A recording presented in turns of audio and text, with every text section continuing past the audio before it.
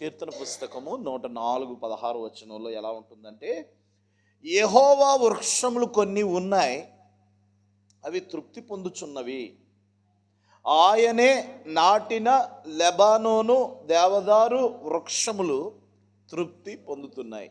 ఈ ఫిబ్రవరి నెలలో ప్రభు అంటారు, మీకు నేను తృప్తిని కలుగు చేయాలి అని అనుకుంటున్నాను. ఆమేన్. మన దేవుడు ఎవరు అంటే సాటిస్ఫాక్షన్. మన దేవుడు ఎవరండి? తృప్తి. చెప్పండి, తృప్తి తృప్తి.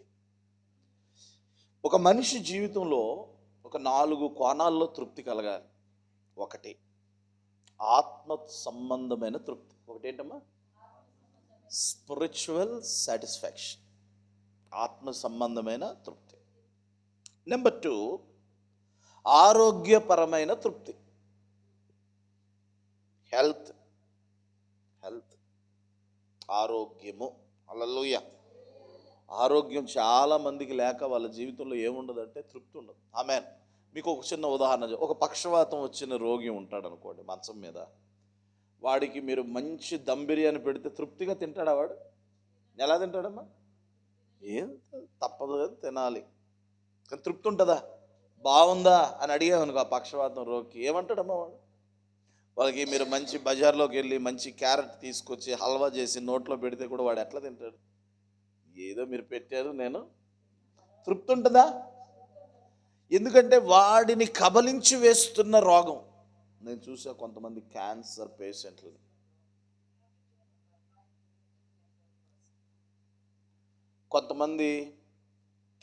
పేషెంట్లని, హాస్పిటల్లో అడ్మిట్ అయిన స్థితిలో కొంతమందిని నేను చూసినప్పుడు వాళ్ళ కుటుంబం కొండ మీద నుండి కోతి తీసుకొచ్చి పెట్టడానికి సిద్ధమై ఉన్నా వారి ముఖంలో ఏముండదంటే తృప్తి ఉండదు. ఏముండదమ్మా?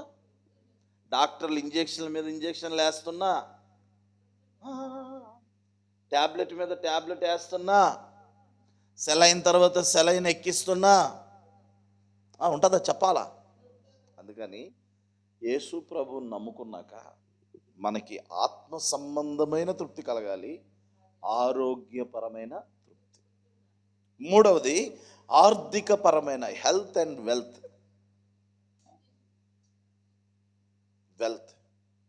Health is very important. ఆరోగ్యము అనండి ఒకసారి. ఆర్థిక పరిస్థితులు, కుటుంబపరమైన తృప్తి ఉండాలి. కుటుంబపరమైన తృప్తి. ఇప్పుడు కొన్నిసార్లు నేను చూసిన సందర్భాలు చెప్తాను. తల్లిదండ్రులు బాగుంటారు, పిల్లలు ఏదో కాని పని చేస్తారు. అప్పుడు ఆ తల్లిదండ్రులు వాళ్ళకి లోకంలో బ్రతుకుతున్నా కానీ వాళ్ళలో ఏముండదండి, పిల్లల జీవితాలు పాడైపోవడం వల్ల. అంటే కుటుంబ పరంగా కూడా మనల్ని తృప్తి అనేది చాలా అవసరం. అంటే మనం ఆరాధిస్తున్న దేవుడు ఎవరు అంటే ఆత్మ సంబంధమైన తృప్తిని, ఆరోగ్యపరమైన తృప్తిని, ఆర్థికపరమైన తృప్తిని, చెప్పండి, కుటుంబపరమైన తృప్తిని కూడా మన జీవితాల్లో ఇవ్వాలని ఆశించిన ఒక దేవుడు. ఆమేన్. ఏదో సాదా సీదాగా యేసు ప్రభువుని నమ్ముకున్నాం, మందిరానికి వచ్చాం, పెద్ద ముసుగు వేసుకుంటున్నాం, పెద్ద బైబిల్ పట్టుకున్నాం, ఈ లైఫ్ కాదు. మనిషి జీవితంలో మనం ప్రభువుని నమ్ముకుంటే మన జీవితానికి ఏమి ఇస్తాడు అంటే దేవుడు తృప్తిస్తాడు. కొంతమందికి పిల్లలు లేరు, దేవుడు వాళ్ళని ప్రేమించి పిల్లలు ఇచ్చినప్పుడు ఏముండాలి వాళ్ళకి? ఇంకా దానికి ముక్కు ఇలా ఉంది, దానికి మూతి ఇలా ఉంది, దానికి తోక ఉంది. ఏంటి? పుట్టిన పిల్లలకి వాళ్ళ ముక్కు చూడు, వీళ్ళ తోక చూడు. ఈ మనుషుల జీవితాల్లో ఉండేది. నీ జీవితం బజారు పాలు అయిపోతున్నప్పుడు దేవుడు కనికరించి కోతి పిల్లలని అయితే ఇవ్వలేదు కదా దేవుడు. ఎవరిని ఇచ్చాడమ్మా? చెప్పండి. మనకున్న పిల్లలు ఎవరు? మీకేమైనా మరి కోతి పిల్లలు ఉన్నారు? నాకైతే మాత్రం మనిషి పిల్లలు, దేవుడు మంచి పిల్లని ఇచ్చాడు. ఆమెన్. అంటే మన పిల్లల్ని బట్టి, ఆమెన్, మనకి దేవుడిచ్చిన ఆరోగ్యాన్ని బట్టి. హల్లెలూయా. ఎంతోమంది భార్యాభర్త కష్టపడినా సంపాదించని పరిస్థితుల్లో దేవుడు మాకు ఇస్తున్న సోర్సును బట్టి. హల్లెలూయా. అన్నిటికంటే మన ఆత్మకు కావలసిన అక్కర్లన్నీ తీరుస్తున్నటువంటి మంచి దేవుణ్ణి బట్టి మనం ఎల్లప్పుడూ ఏం కలిగి ఉండాలి అంటే తృప్తి కలిగి. జీవించటం వేరు, తృప్తిగా జీవించటం వేరు. హల్లెలూయా. బ్రతకటం వేరు, తృప్తిగా బ్రతకటం వేరు, తృప్తిగా బ్రతకటం వేరు. బ్రతకటం వేరు, చెప్పండి, గట్టి చెప్పండి అన్న. బ్రతకటం వేరు. కాబట్టి దేవుడు ఎలా బ్రతికించాలనుకుంటున్నాడు? ఏదోలాగా బ్రతకడానికి కాదు, తృప్తిగా బ్రతక. ఇక్కడ మనం చదివిన వాక్యం దగ్గరికి వస్తే చదవండి మరొకసారి ఆ మాట. కీర్తన పుస్తకం 104:16. యెహోవా వృక్షములు, ఆయన నాటిన లెబానోను దేవదారు వృక్షాలు తృప్తిగా ఉన్నాయి. ఎలా ఉన్నాయమ్మా? దేవునికి స్తోత్రం. అంటే నేను ఒక నిశ్చయతతో ఒక మాట చెప్తున్నా. ఇప్పుడు నీకు తృప్తి లేకపోవచ్చు, still now you have no satisfaction, but God will do satisfy. God will do satisfy అంటే ఇప్పుడు నాకు తృప్తి లేకపోవచ్చు, కానీ మన దేవుడు ఏం చెయ్యాలనుకుంటున్నాడు? What is the plan of God? What is the will of God? What is the internal thought of God? ఆయన హృదయములో ఉన్న ఆలోచన ఏమిటి అంటే మనల్ని తృప్తిగా ఉంచటానికే ఆయన ప్రయత్నిస్తున్నాడు. ఆమేన్. అయితే కొన్నిసార్లు మనం చిన్న చిన్న పొరపాట్లు చేయటం వల్ల దేవుని వలన కలుగుతున్న సాటిస్ఫాక్షన్, తృప్తిని మనం ఏమైపోతున్నాం? నష్టపోతున్నాం. అందుకనే పక్కనున్న వ్యక్తితో చెప్పండి, తృప్తి అనే అనుభవాన్ని నష్టపోకూడదు. తృప్తి అనే అనుభవాన్ని. అందుకని మనమందరం ఈరోజు ఒక మంచి తీర్మానం. ప్రభు ఏమంటాడంటే ఈరోజు మీకు తృప్తి పరుస్తాను అంటే ఏం చేస్తానమ్మా? తృప్తి. ఒకవేళ ఈరోజు ఇక్కడికి మందిరానికి వచ్చేదాకా నీకు లేకపోయి ఉండొచ్చు, కానీ నీకు ఒక నిరీక్షణ, నీకు ఒక నిశ్చయత, నీకు ఒక క్లారిటీ. హల్లెలూయా. నేను ఆరాధిస్తున్న దేవుడు, నేను నమ్మినటువంటి దేవుడు, నాకు ఈ గ్రంథాన్ని ఇచ్చిన దేవుడు, నాతో కూడా ఉన్న దేవుడు, నన్ను అభిషేకించిన దేవుడు, నాకు ఈ కృపావరాలను ఇచ్చిన దేవుడు ఎవరు అంటే నిశ్చయముగా ఒకరోజు నా జీవితానికి తృప్తిని కలుగజేస్తాడు. ఇప్పుడు మీకు ఒక మాట చెప్తా. స్పిరిచువల్ సాటిస్ఫాక్షన్, ఆత్మ సంబంధమైన తృప్తి. మీకు ఇంకో విషయం చెప్పాలి బాగా. ఇప్పుడు నేను చిన్నప్పటి నుండి శుక్లాంబరధరంలో ఉన్న వ్యక్తిని. నేను అసలు ఎందుకు యేసు ప్రభువుని నమ్ముకోవాలి? నేనెందుకు అదంతా విడిచిపెట్టాలి? నేనెందుకు ఈ మార్గంలో నడవాలి? నేనెందుకు ఈ పరిశుద్ధ గ్రంథాన్ని బోధించాలి? నేనెందుకు ఆయన రాజ్యంలో ఒక కార్యకర్తగా పనిచేయాలి అంటే అన్ని సంవత్సరాలు నేను గుంజీలు తీసిన కలగని తృప్తి యేసయ్య తన ప్రాణ త్యాగం వలన, ఆయన రక్త తర్పణం వలన, ఆయన రక్తము వలన కలిగిన విమోచన ద్వారా. Amen. Hallelujah. God is our redeemer. ఒక విగ్రహారాధికుడు ఎందుకు యేసు ప్రభువుని నమ్మాలి? కొంతమంది ముస్లిం సహోదరులు యేసు ప్రభువుని నమ్ముకుని ఈరోజు సేవ చేస్తున్న సేవకులు చాలామంది యూట్యూబ్లో ఉన్నారు, మీరు చూసుకోండి. సిక్కులు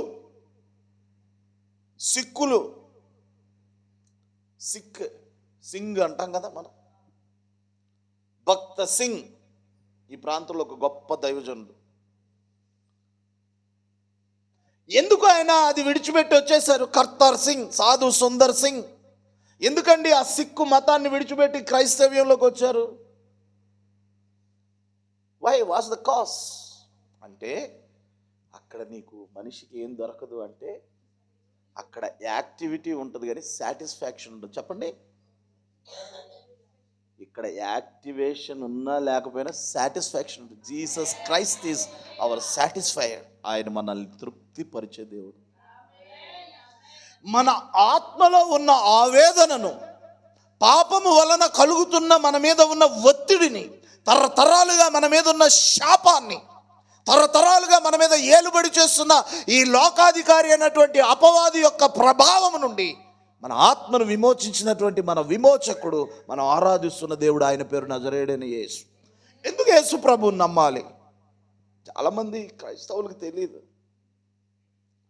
క్రైస్తవునికి కూడా ఆత్మలో విమోచన అనేది కలగకపోతే, నిజమైన రక్షణ అనుభవం దొరకకపోతే, క్రైస్తవ కుటుంబంలో పుట్టిన వాడికి తృప్తి అనేది కలగదు.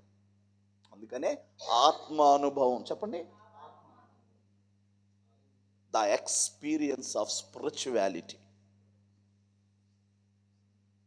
మందిరానికి వస్తున్నానండి, కరెక్టే. యేసు ప్రభుని నమ్ముకున్నానండి, కరెక్టే. మా నాన్న పాస్టర్ అండి, పాస్టర్.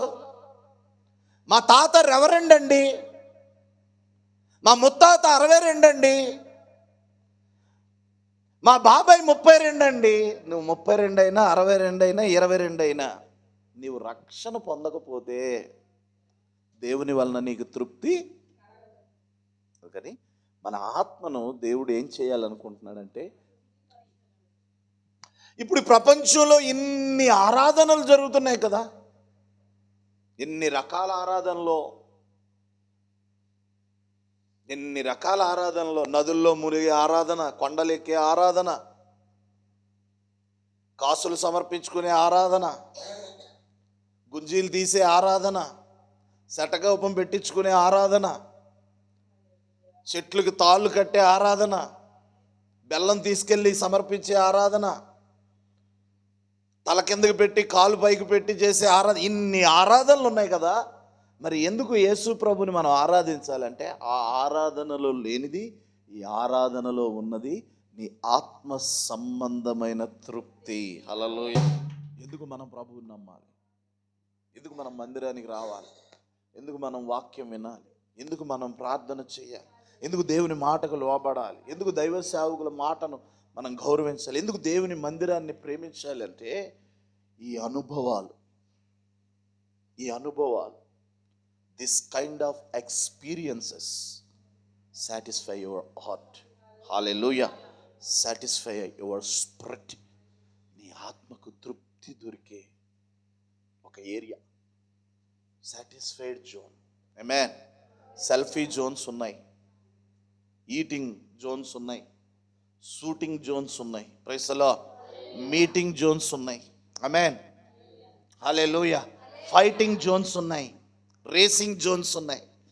కానీ the presence of God is the satisfied zone. Amen. Hallelujah, hallelujah, హల్లెలూయా.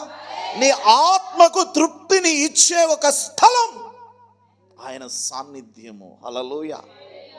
ఆయన పాద సన్నిధి. ఆయన పాద సన్నిధిలో ఉంటే, ఆయన పాద సాన్నిధ్యంలో మనకి దొరుకుతున్న అభిషేకం మన హృదయాన్ని, మన హృదయంలో ఉన్న కొరతల్ని, మన హృదయంలో ఉన్న లోటుపాట్లను సరిదిద్ది, క్రమపరిచి, ధైర్యపరిచి, నిరీక్షణ లేని నీ బ్రతుకులో నిరీక్షణ కలుగు చేసి, విశ్వాసం లేని నీ బ్రతుకులో విశ్వాసం కలుగు చేసి, ఆదరణ లేని నీ హృదయంలో ఆదరణ కలుగు చేసి, నెమ్మది లేని నీ బ్రతుకులో నెమ్మది కలుగు చేసి, ఆరోగ్యం లేని నీ జీవితంలో ఆరోగ్యాన్ని కలుగు చేసి, నష్టాల మధ్యలో ఉన్న నీ బ్రతుకులు, చీకటి లోయలలో ఉన్న నీ బ్రతుకుల్లో ఒక ధృవతారగా ఆయన నిన్ను వెలిగించే ఒక దేవుడు, మనం ఆరాధిస్తున్న దేవుడు. ఆయన పేరు నజరేయుడైన యేసు. Our God is, who is our God? మన దేవుడు మనల్ని తృప్తిపరిచే దేవుడు. చప్పట్లు కొట్టండి యేసయ్యకి గట్టిగా. మొదటిగా దేవుడు మనం ఏం కలుగు చేస్తాడు?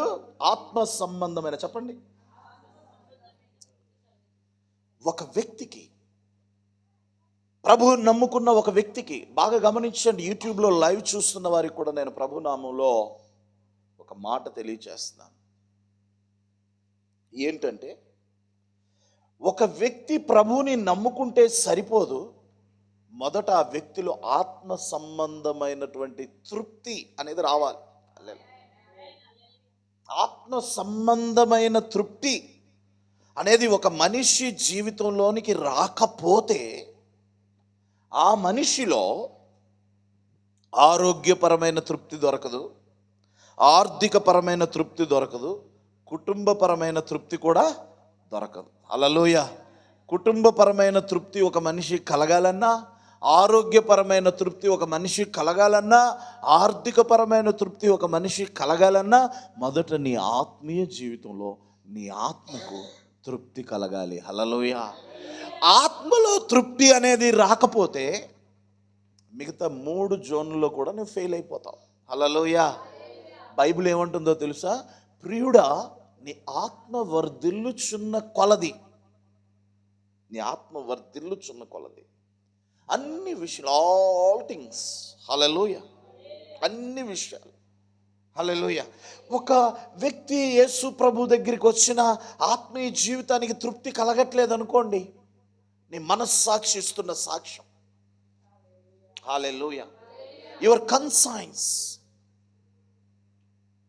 నీ మనస్సాక్షి, అయ్యో ప్రార్థన ఈరోజు చేయలేదండి అని నీ మనస్సాక్షి చెప్తుంది అనుకోండి, ఈరోజు వాక్యం చదవలేదండి, ఈ ఆదివారం మందిరానికి రాలేదండి, ఈరోజు నేను వాక్యాన్ని కోల్పోయానండి, ఈరోజు ప్రార్థనా జీవితాన్ని కోల్పోయానండి, ఈరోజు దైవ సాన్నిధ్యాన్ని అనుభవించలేదండి, ఈరోజు దేవుని స్వరం నేను వినలేదండి అనే ఫీల్ నీ మనస్సాక్షిలో ఉందనుకోండి, అప్పుడు నీకేం కలగట్లేదంటే ఆత్మ సంబంధమైన తృప్తి కలగట్లేదు. కాబట్టి నీకు ఆరోగ్యపరమైన తృప్తి కలగదు, నీకు ఆర్థికపరమైన తృప్తి కలదు, నీకు కుటుంబపరమైన తృప్తి కూడా నీ జీవితంలో కలగదు. తృప్తి అనే ఒక అనుభవం నువ్వు చూడాలి అంటే ఆల్ డైమెన్షన్స్లో ఫస్ట్ నీ స్పిరిచువల్ లైఫ్, హల్లెలూయా, ఆత్మలో అనే తృప్తి. ఇప్పుడు నేనైనా చాలా బిజీ షెడ్యూల్లో పరిచర్య చేస్తున్నప్పుడు బహుశా తగినంత ప్రార్థన చేయలేదనుకోండి, ఆ రోజు దేవుని స్వరం నాకు వినబడలేదనుకోండి, ఆ రోజు దైవ ప్రత్యక్షత నాకు దొరకలేదనుకోండి, ఆ రోజు నా హృదయంలో ఒక కొదువు ఉంటుంది, నా ఆత్మలో ఏముండదంటే తృప్తి ఉండదు. ఏముండదు? ఆత్మలో తృప్తి ఉండదు. కాబట్టి అన్ని విషయాల్లో కూడా నాకు తృప్తిని నేను మిస్ అయిపోతా, నష్టం అయిపోతా. కాబట్టి మొదట ప్రతి బిడ్డకి ఏం కలగాలి? దగ్గర డబ్బున్నా లేకపోయినా, నీ జీవితం చిన్నదైనా, నువ్వు చాలా కొద్దిగలో బ్రతుకుతున్నా, నీ మనస్సాక్షి ఏమని చెప్పాలో తెలుసా? సాక్ష్యం, నువ్వు సరైన రీతిగా బ్రతుకుతున్నావు అని నీ మనస్సాక్షి నీకు సాక్ష్యం ఇస్తే, అప్పుడు మిగతా అన్ని జోన్స్లో కూడా నీకేం కలుగుద్ది? సాటిస్ఫై. ప్రతి దేవుని బిడ్డకి తృప్తి ఎక్కడ కలగాలి అంటే ఆత్మలో కలగాలి. ఆమేన్. ఆత్మలో తృప్తి అనే అనుభవం దగ్గర మనం ఫెయిల్ అయిపోతే ఆల్ ఏరియాస్లో నువ్వేమైపోతావు నాన్న? మన దేవుడు తృప్తిపరిచే దేవుడే, కానీ మనకిచ్చిన టాస్క్ ఏంటంటే మొదట నీ ఆత్మను నువ్వు తృప్తిపరచుకోవాలి. ఆమేన్. ఆత్మలో కలిగిన ఒక దోషం, ఆత్మలో ఉన్న నేరారోపణ, ఆత్మలో ఉన్న అపరాధ భావం. చూడండి, నేను చెప్తున్నది బాగా. ఆత్మలో ఉన్న కల్మషం, ఆత్మలో ఉన్న కపటం, ఆత్మలో ఉన్న నేరారోపణ, ఆత్మలో ఉన్న అపరాధ భావం, ఆత్మలో ఉన్న తడబాటు, ఆత్మలో ఉన్న కలవరం, ఆత్మలో ఉన్న బలహీనత నుండి యేసుక్రీస్తు రక్తమును బట్టి మనం నిజంగా విడుదల పొందుతున్న వ్యక్తివైతే, మీకు ఇంకో మాట చెప్తా, మనం ఒకసారి మారు మనస్సు పొంది రక్షణ పొందినప్పుడు అది ఏ మారు మనస్సు? రక్షణార్థమైన మారు మనస్సు. అదే మారు మనస్సు, ద రిపెంటెన్స్ ఆఫ్ సాల్వేషన్. అదే మారు మనస్సు అమ్మా, రక్షణార్థమైన. అయితే మనం అనుదినము దేవుని పాదాల దగ్గరికి వచ్చి ఆయన పాదాల దగ్గర గడిపి ఆయన వాక్యాన్ని ధ్యానించి మనలో ఉన్న కొన్ని లోటుపాట్లను మనం సరిదిద్దుకుంటే ఎవ్రీడే మనం జీవార్థమైన మారు మనసును పొందాం. ఎన్ని మారు మనసులు నాన్న? ఒకటి రక్షణార్థమైన మారు మనసు, నెంబర్ 2 జీవార్థమైన మారు మనసు. రక్షణార్థమైన మారు మనసు ఎప్పుడు పొందాం? మనం బాప్తిసం తీసుకున్నప్పుడు పొందాం. ఆమేన్. కానీ జీవార్థమైన మారు మనసు ప్రతిరోజు పొందాలి. ఎప్పుడు పొందాలమ్మా? ప్రతిరోజు. ఏం వై అంటే ఈ ఫ్లెష్, ఈ రక్తము దేహము అనేది ఆదాము స్వభావంలో ఉంది. దేంట్లో ఉంది? ఇది కడపటి ఆదాము అయిన యేసయ్య స్వభావంలోనికి ట్రాన్స్ఫర్మేషన్ జరగాలి. ఆమేన్. హల్లెలూయా. కాబట్టి తృప్తి అనేది ఎక్కడ ప్రారంభం అవ్వాలంటే మొదట నీ హృదయంలో, నీ అంతరంగంలో, హల్లెలూయా, నీ ఆత్మలో. నీ ఆత్మలో ఒక తృప్తి అనే అనుభవం నీకు వచ్చిందనుకోండి, ఆటోమేటిక్గా నీ చుట్టూ జనరేట్ అయ్యే పవర్ ఏం చేస్తుందంటే నీ కుటుంబ వాతావరణాన్ని, నీ ఆర్థిక వాతావరణాన్ని, హల్లెలూయా, నీ యొక్క ఆరోగ్యపరమైన వాతావరణాన్ని తృప్తిపరచటం ప్రారంభిస్తుంది. ఆమేన్. పవర్ అనేది ఇంటర్నల్ రిలీజ్ అయినప్పుడు, హల్లెలూయా. ఇప్పుడు కరెంటు మనకి కనబడుతుందా? కానీ స్విచ్ చేస్తే అది కరెంట్ ఎక్కడుంది? లోపట ఉంది. పవర్ ఎక్కడుంది? లోపట. కానీ పని చేస్తున్నప్పుడు బహిరంగంగా పని. అలాగే పరిశుద్ధాత్మ మనలో క్రియ చేస్తున్నప్పుడు బయటికి మనమే కనబడుతుంటాం, కానీ మనలో ఉన్న దైవశక్తి మన చుట్టూ వాతావరణాన్ని ప్రభావితం చేస్తుంది. You can understand? అర్థమవుతుందా మీకు? ఆత్మలో చెప్పండి, మనిషికి ఏమి ఉండాలి స్వరూపం? ఇప్పుడు ఆత్మలో నేను తృప్తి పొందాలి అనే స్థితి లేని వాళ్ళు ఎవరు తెలుసా? వాళ్ళు శరీర సంబంధులు, వారు లోక సంబంధులు, వాళ్ళు యేసు ప్రభు నమ్మేము అనేది అబద్ధము. It's a lawyer. వాడు ఎవడండి? అబద్ధికుడు, పచ్చి మోసగాడు అంటారు చూడండి. కొంతమంది పచ్చి మోసగాళ్ళు అంటారు కదా. అంటే ఏంటి పచ్చి మోసగాళ్ళు అంటే? నమ్మించి పచ్చి మోసగాడు అండి అంటారు కదా. పచ్చి మోసగాడు అంటే ఎవరంటే యేసు ప్రభు దగ్గరికి వచ్చిన వెధవ నాటకాలు ఆడేవాడిని పచ్చి. ప్రతితే ప్రభు కొరకు నీ ఆత్మని ఏం చేసుకోవాలన్నా తృప్తిపరచు. సో మీకు ఇంకో విషయం మీకు తెలియదు, మీరు అసలు ఇక్కడికి ఎందుకు వచ్చారు చెప్పండి? నీ ఆత్మ ఆపేక్షిస్తుంది ఆయన సన్నిధిని. ఆమేన్. ఇప్పుడు నేను అంటాను, ఇదే టైంలో నువ్వు కరెక్ట్గా ఇక్కడ లేకుండా మీ ఇంట్లో ఉంటే నీ అంతరాత్మ ఏం చెప్తా చెప్పండి? అంటే దాని అర్థం ఏంటి? అపేక్ష. అంటే నీ ఫోకస్ దేని మీద ఉండాలా? ఆ ఫోకస్ ఎప్పుడైతే డైవర్ట్ అయిందో అదే పాపంగా మారి నీ జీవితంలో ప్రభు ద్వారా పొందాల్సిన తృప్తి నీవు ఒక ఆదివారం ఆరాధన మానేస్తే ఏమైపోతుంది తెలుసా? నీ ఆత్మలో కలిగే అతృప్తి, అపేక్ష. అందుకనే సాతాను ఏం చేస్తాడంటే నీ ఫోకస్ని, నువ్వు చెయ్యాల్సిన దాన్ని చేయకుండా, నువ్వు పొందాల్సింది పొందకుండా అపవాదం ఏం చేస్తాడంటే నిన్ను, that is very very very, ఇది ఎంతో ప్రభుతో కలిసి నడిచేవాడికి తప్ప ఇది అర్థం కాదు. వేరే వాళ్ళకి చెప్తే వాళ్ళకి అర్థం కాదు. ఇప్పుడు కొంతమందికి అర్థం కాదు నేను చెప్పేది. ఎందుకు అర్థం కాదంటే వాడైందే ఒకటో క్లాసులో ఉండిపోయాడు, చచ్చేదాకా ఒకటో క్లాసులో ఉండేటోడికి నేను ఎప్పుడు అర్థమవుతాను? హల్లెలూయా. బైబిల్ ఏమంటుంది తెలుసా? యెహోవా మాటలు 7 మారులు కొలిమిలో కడగబడి తీయబడిన వెండి అంత పవిత్రమైనవి. హల్లెలూయా. సే హోలీ. ఆయన మాట ఎలాంటిదండి? పరిశుద్ధమైనది, పరిశుద్ధమైనది. Hallelujah. The word of God is higher holy. Hallelujah. Holy, పరిశుద్ధమైన మాట. ఆయన మాట ఏమాట అండి? మాయ లేనిది, కల్మషం లేనిది, కపటము లేనిది, ఏ విధమైనటువంటి పాపపు ఛాయలు లేనిది. హల్లెలూయా. సే ప్యూర్ ప్యూర్ ప్యూర్. ప్యూర్ అనే పేరున్నాయన్నీ ప్యూర్ కాదు, పూర్ అవి. హల్లెలూయా. బైబిల్ అంటుంది యెహోవా మాటలు 7 మారులు అగ్ని కొలిమిలో వేయబడి తీయబడిన వెండి అంత స్వచ్ఛత. 7 times ప్యూరిఫికేషన్ జరిగిందండి. 7 మారులు దేవుడు ఒక మాటను విడుదల చేసే ముందు పరిశుద్ధపరిచి ఇచ్చాడంట. జాన్, ఇది నువ్వు రాసుకోవాలి. దేవుడు ఒక మాటను రిలీజ్ చేసే ముందు ఏం చేశాడు? 7 times దాన్ని ప్యూరిఫికేషన్ చేసి, మనం నీళ్ళను తాగేటప్పుడు 2 సార్లు 3 సార్లు ప్యూరిఫై అవుతాయి. ఓకే.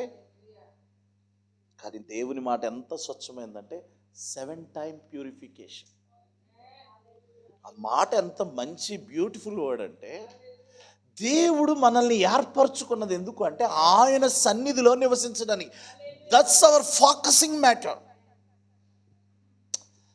మీకు ఒక్కసారి దేవుని సన్నిధిలో గడపడం అనేది అలవాటైతే దునియా అంత ఫాల్తులా కనబడుతుంది. దునియా ఈజ్ వెరీ వరస్ట్. నీ ఒక్కసారి దేవునితో కనెక్ట్ అయ్యి ఆయన సన్నిధిలో ఒక రోజు ఉండు, నీకు అస్సలు, నాకైతే నేను అక్కడ రూమ్ తాళం వేస్తున్నప్పుడు ఏడుపు వస్తుంటుంది. అరే వదిలేసి వెళ్ళాలా, అసలు ఇంకో అంటే బాగుంటుంది ఇంకొక రోజు, అసలు నైట్ కూడా ఉండాలి ఒక రోజు. అంటే మనము అక్కడ ఏముంది? ఆ టీవీ ఉందా, సెల్ ఫోన్ ఉందా, బైబుల్, నోట్బుక్, ప్రార్థనకి సంబంధించిన పుస్తకం తప్ప ఇంకొక్కటి ఉండదు. ఎవరైనా కనబడతారా? కనబడరు. కానీ దేవుడు మన హృదయాన్ని, మన ఆత్మని ఏం చేస్తాడంటే తృప్తిపరుస్తాడు. ఆ తృప్తి ముందు మిగతావన్నీ కూడా నథింగ్ ఈజ్ నథింగ్ మ్యాన్. అర్థమవుతుందా? ఇప్పుడు మనం చదివిన వాక్యం ఏమని ఉంటుందంటే, అసలు నువ్వు ఒక మనిషిని ఎందుకు ఏర్పరచుకున్నావు? నీ ఆవరణంలో నివసించటానికి. ఒక వ్యక్తి కానీ దేవుని సన్నిధిని ప్రేమించి దేవుని సన్నిధిలో నివసించటం అంటూ ప్రారంభిస్తే తన ఆలయములో ఉన్న మేలుల చేత దేవుడు నీ హృదయాన్ని తృప్తిపరుస్తాడు. You can understand. మరి దేవుని మందిరానికి వచ్చిన ఆ మేలు నీకు ఎందుకు కనబడట్లేదో తెలుసా? నీ ఆత్మలో నీకు, నువ్వు వచ్చావంటే వచ్చావు, ఆనే కా ఆవు, జానే కా జావు, కానే కా కావు. What a beautiful. అది అది ఆనే కా ఆవు, కానే కా కావు, జానే కా జావు. నీ జీవితంలో నీకు తృప్తి ఎట్లా వస్తుంది? Dwelling place. చెప్పండి, డ్వెల్లింగ్ ప్లేస్. దేవుని ఆవరణం.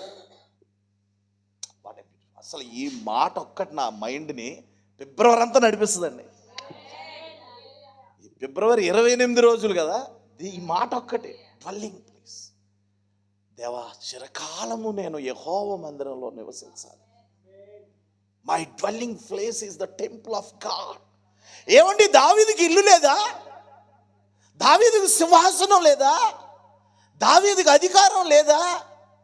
కానీ దావీదు ఎక్కడ ఉండాలనుకుంటున్నాడంటే, ఎప్పుడైతే ఆయన మందిరాన్ని ప్రేమిస్తున్న ఒక వ్యక్తి జీవితంలో, మందిరంలోనే నీ కొరకు దాచిన మేలులు నీలో, నీ కుటుంబంలో, నీ జీవితంలో ప్రవేశించి నిన్ను తృప్తిపరుస్తాయి. Without temple of God, without satisfaction your life. అందుకని అర్థమవుతుందా? నీవు అక్కడ నుంచి నీకు ప్రారంభం దొరికితే ఆయన పని చేయటం ప్రారంభించి ఆయన మందిరంలో ఉన్న మేళ్ళు నీకు కనబడేటట్లు చేస్తాడు. చెప్పండి, ఈ మాట చెప్పండి. మందిరంలో ఉన్న మేళ్ళు నీకు కనబడును గాక. పక్కనున్న వ్యక్తితో చెప్పేదే మాట, మందిరములో ఉన్న మేళ్ళు నీకు కనబడును గాక. మందిరంలో ఉన్న మేలు. ఆమేన్ చెప్పండి.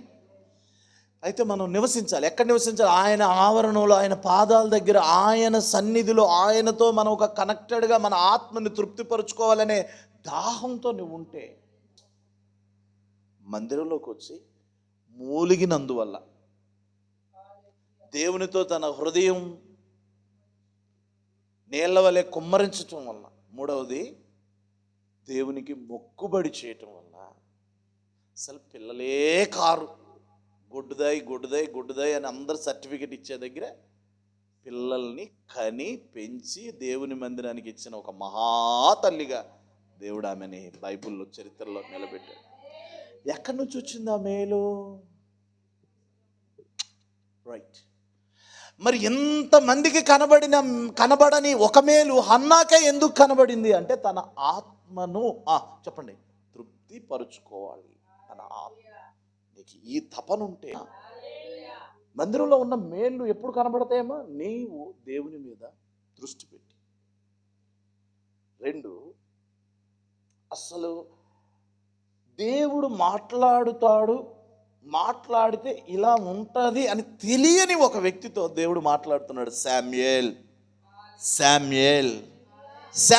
అసలు ఎవరు పిలుస్తున్నారో ఆయనకి తెలియదు పాపం. మందిరంలో ఉన్న మేలు చెప్పండి. మందిరంలో ఆ చిన్న వయసులో స్వరాన్ని విన్న శామ్యూయల్, బైబిల్లో రాయబడింది, దాను మొదలుకొని బెర్షెబా వరకు యెహోవాకు ఆ మాట మీరు అండర్లైన్ చేయండి. యెహోవాకు ప్రవక్తగా, మనుషులకు కాదు. దాను మొదలుకొని బెర్షెబా వరకు ప్రవక్తగా ఎవరున్నారండి? యెహోవాకు ప్రవక్తగా. హల్లెలూయా. రోషంగా మనం చెప్పాలి ఇట్లాంటి వాడి ముఖం చూసి వీడి ముఖం చూసి భయపడేది అవసరంలా. మనల్ని పెంచేది, మనల్ని పోషించేది, మనల్ని నిలబెట్టేది, మనకు ఆయుష్ని ఆరోగ్యాన్ని ఇచ్చి తృప్తిపరిచేది మనం ఆరాధిస్తున్న పరిశుద్ధుడైన మన ప్రభు అయిన యేసుక్రీస్తు. హల్లెలూయా. ఎవడికో ముఖస్తుతి చేసేవాడు ప్రవక్త ఎందుకు అవుతాడండి? పాచి పని చేసుకో దాని బదులు. ఏ హోటల్లోకి వెళ్ళి హల్లెలూయా. దేవుని మందిరంలో మేలు. ఒక చిన్న బాలుడిని, చిన్నప్పటి నుండి స్కూల్కే వెళ్ళని బాలుడిని, చిన్నప్పటి నుండి దైవజనుడు పాదాల దగ్గర ఉన్న ఒక వ్యక్తిని ప్రవక్తను చేసింది. హల్లెలూయా. మందిరంలో ఉన్న మేలు. నీ పిల్లలు ప్రవక్తలుగా అవ్వాలంటే నీ ఆత్మ ఫోకస్. నీ గురి తప్పిపోతే యు కెన్ అండర్స్టాండ్. పాపం అంటే ఏంటి? మన గురి తప్పిపోవటమే, మన దృష్టి మరల్చటమే. మందిరానికి వచ్చినా, వాక్యం విన్నా, ప్రార్థన చేసినా నీ ఆత్మలో కదలిక రాలేదనుకోండి, నీకు దేవునితో కనెక్షన్ రాలేదనుకోండి, నీ హృదయంలో తృప్తి అనేది నీకు. నేను ఒక్కోసారి వాక్యం చెప్తే 10 సంవత్సరాల క్రితం నేను చేసిన ప్రసంగాలు నాకు ఇప్పటికి జ్ఞాపకం చేసిన పిల్లలు. ఈరోజు ఒక అమ్మాయి చెప్పింది, అన్న 10 సంవత్సరాల క్రితం మీరు చేసిన ప్రార్థన వాక్యమే ఈరోజు నన్ను నిలబెట్టింది ఒక కుటుంబం. చాలండి. నేనేం సంపాదించాను అనేది నాకు అవసరమే, నథింగ్ మ్యాట్. హల్లెలూయా. ఒక బిడ్డ దేవుని కొరకు పరిశుద్ధంగా ఈరోజు కొరకు నిలబడించాలి. దారి తప్పిపోకుండా, పాపంలో కలిసిపోకుండా, లోకంలో కలిసిపోకుండా, ఒక సమర్పణ మనోభావంతో ఈ రోజు వరకు ప్రభు సన్నిధిలో. That's all. హల్లెలూయా. దేవుని మందిరంలో మేలు నీ జీవితాన్ని తృప్తిపరుస్తుంది. హల్లెలూయా. మన దృష్టి మరల్చకుండా ఆత్మను ఏం చేయాలంటే పోషించుకొనుట. నీ ఆత్మకి తృప్తి దొరికిందనుకోండి, అసలు నీకు కొదువే తెలియదబ్బా. నీకు అసలు పిల్లలు లేరు అనే ఫీల్ నీకు రాదు. నువ్వు రోగంతో ఉన్నావు అనే ఫీల్ నీకు రాదు.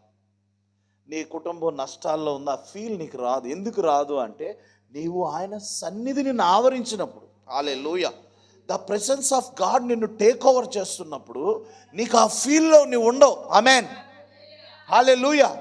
నీకు అదర్వైజ్ నిన్ను వేలుబడి చేసే శక్తి ప్రపంచంలో పనిచేయడం మానేస్తుంది.